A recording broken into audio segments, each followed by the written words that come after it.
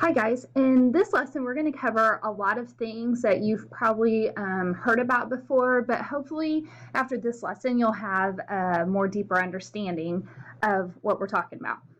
So the first thing that I really want to focus on is I'm sure everybody has seen this chart before, but we're going to apply some letters to it that we're going to then use with different sets.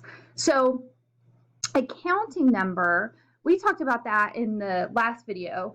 That's like the numbers that you learned in preschool, or the numbers that you learned in preschool. So like you're starting with 1. So that's why that box just starts at 1. And the letter for the set, to represent the set of counting numbers, is N. Whole numbers is the same, except you're just including the number 0. And that set is denoted by a W.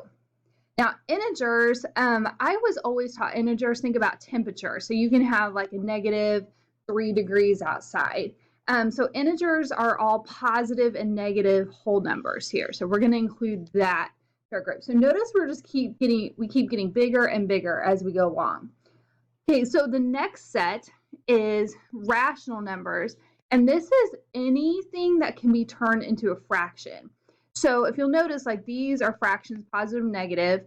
But think about decimals, obviously are fractions, but what confuses people is repeating decimals. So repeating decimals are always some form of a fraction. So you can always go back to a fraction with a repeating decimal. So that is in the set of rational numbers. Irrational numbers are those numbers that are just yucky decimals. So like any square roots that aren't perfect squares are going to be an irrational number. Also, pi or Euler's number, anything like that, those are going to be irrational numbers. So these are like the yucky ones. This whole set represents the set of real numbers. So if you've seen that before, surely you have. That is this whole set here. Okay, so let's go down and look at these numbers here, and I want you to decide which set it belongs to. So I'll do the first one for you. So square root of 5, is it counting number, whole number, integers, rationals, or irrational? So square root of 5 is definitely going to be an irrational number, so I'm going to label that with an I. So go ahead and do the rest and see what you come up with. Okay, so make sure that your answers match with mine here. And we're going to take this a little bit further. So the next section is list all the sets each belongs to. So for instance, if I have a counting number, it's also a whole number, it's also an integer, and it's also a rational number. So it's all those things. So like for instance, 6, that's going to belong to the set of counting numbers. It's going to belong to the set of whole numbers, integers, and rational numbers too, which is Q.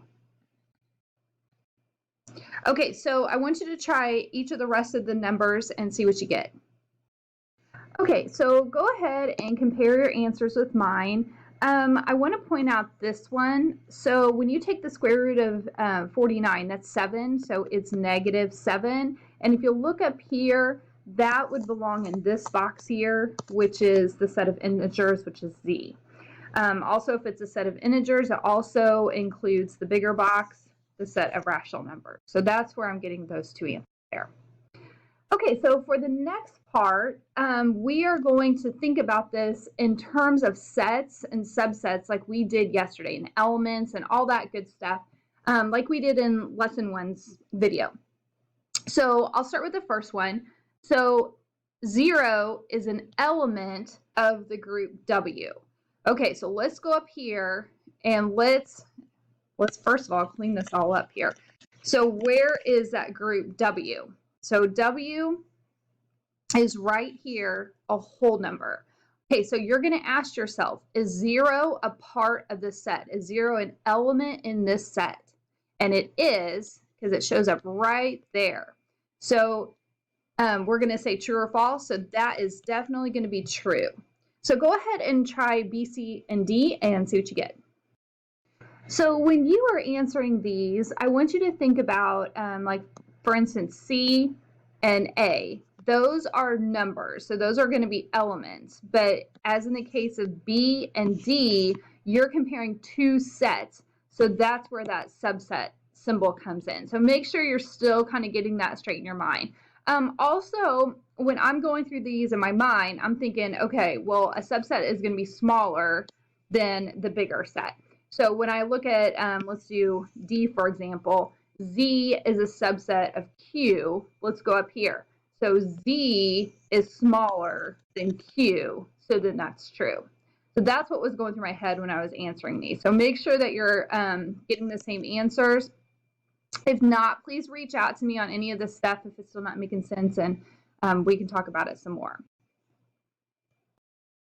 Okay, now we're going to kind of switch gears and go to number lines. And the biggest thing that you have to be careful of is in this, let's pretend, and we're going to talk about in a second, like x is greater than 3.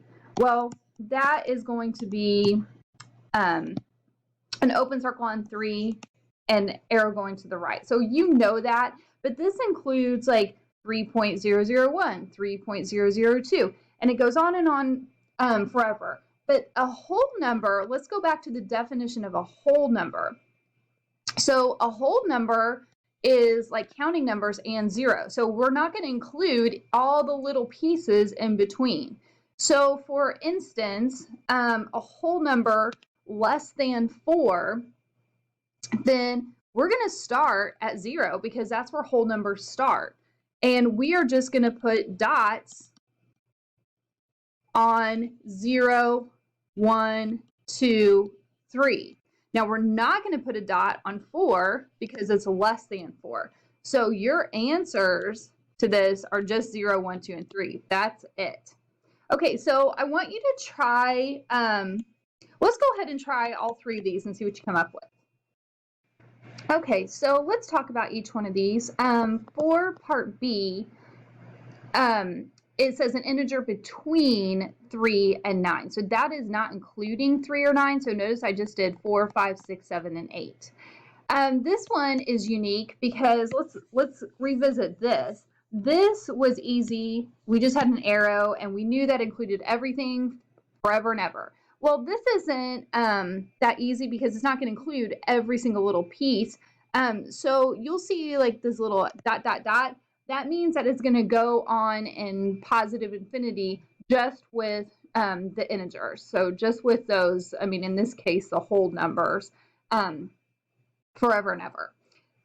On D, you've had problems like D in the past. My go-to is just to turn all of these yucky square roots into decimals and then plot them. So notice that I did like a basic number line, and then I put the actual what I saw in the problem, so like the actual numbers that I saw in the problem on top.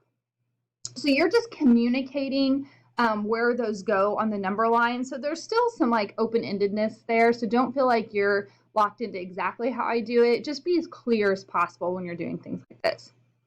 Okay, this interval notation section should be a total review to you. So what I want you to do is I want you to take each of these and I want you to graph them on the number line, and then I want you to write them in interval notation like you did in Algebra 2. So I'll go through the first one. So x is greater than 3. So I'll put a 0 there. So open dot on 3, arrow going to the right because it's everything bigger than 3. So what interval notation says, remember that it was either parentheses, a combination of either parentheses or brackets. And bracket meant the closed dot, and parentheses meant the open dot. So it didn't go exactly to that point. Now, there's a possibility that you could have a bracket and a parentheses in the same problem. So that's a quick review. So on this one, we began, so it's always where, so I'll start, this is where you began, and this is where you end. And this could be brackets or parentheses again. So where did we begin? We began at 3. It was an open dot, so it's parentheses because it doesn't touch the 3. And it's going to go to positive infinity all the way, so we're just going to say infinity. Infinity is an idea, so it's always going to be a parentheses. Okay, so I want you to do the other 5. Okay, so go ahead and compare your answers with mine. Hopefully this is kind of a way to jog your memory from previous knowledge from last year and the year before. Like, this isn't anything new. There's a couple things that I want to point out. First of all, is this is always the one that kind of tripped people up. If any of those did, that one did. And so this one, just take it in 2 parts. So where does this guy begin? Where does he end? Right there. Where does this guy begin? Where does he end? Right there.